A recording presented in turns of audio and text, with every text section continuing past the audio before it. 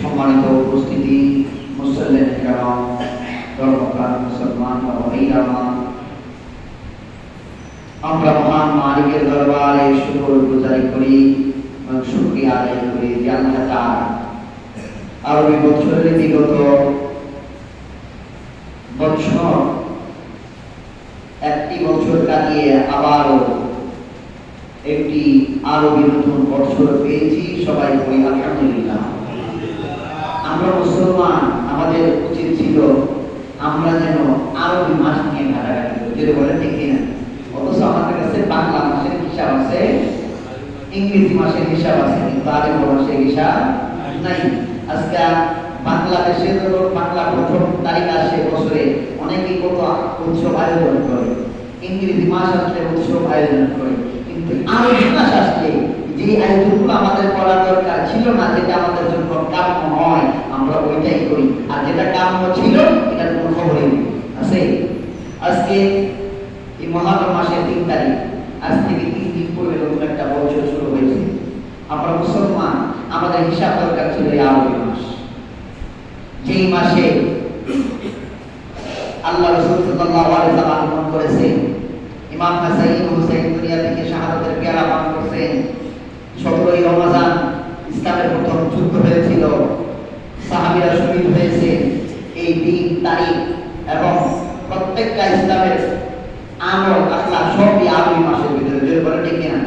এখন ইংরেজি মাসে দিয়া এই আমল আখলাক হয়?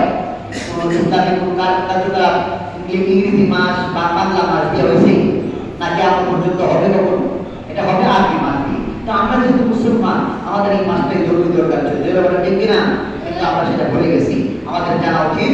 কিন্তু আমরা নতুন একটা বছর পেয়েছি, আরবি বছর, যেই বছরটা আমাদের জন্য উপকারী। চোখ বন্ধ করে দেখেন, বিগত 1 বছরে অনেক মানুষ এই নাম উপর পশ্চিম পাড়ায় বেঁচে আসছিল, কিন্তু আরবি সালটা চলে গেছে, তৃতীয় হয়েছে, নতুন একটা সাল হচ্ছে। এই সালের মধ্যে আমরা পেয়ে গেছি, আমরা এই নতুন একটি বছর পেয়েছি। শুকরিয়া করা দরকার আছে না? জবান খুলে আওয়াজ করে বলতে হবে আলহামদুলিল্লাহ। আজকে পবিত্র মহারম মাসের 3 তারিখ।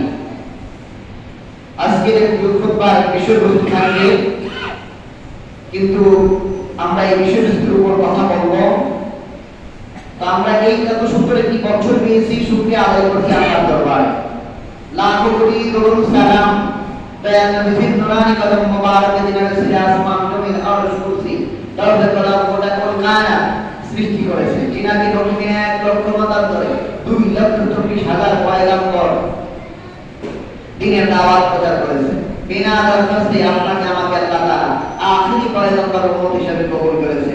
যেই নবী রসূল আজকে এই সুন্দর জুমার দিন জুমার নামাজ পেয়েছি, ওই মহান মালিকের দরবারে শুকরিয়া করি যে আল্লাহ তাআলা আমাদেরকে আখেরি পয়গাম্বর উম্মত হিসেবে কবুল করেছেন। শুকরিয়া আরেকবার করি আলহামদুলিল্লাহ।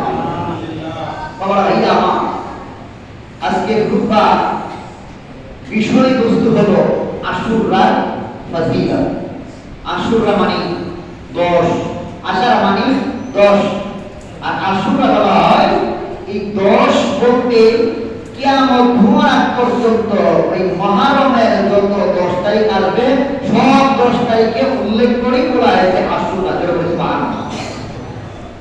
আশারা মানে কি? 10, আশারা মানে 10, আর যেখানে বলা হয়েছে আশুরা তার মানে এটা বহু বছর, মানে যত মহরমের 10 তারিখ আসবে, যত 10 তারিখ আসবে, সকল 10 তারিখের কথা উল্লেখ করে আশুরা বলা হয়েছে। তার মানে শুধু এই বছরই শেষ নয়, আগামী তো আবার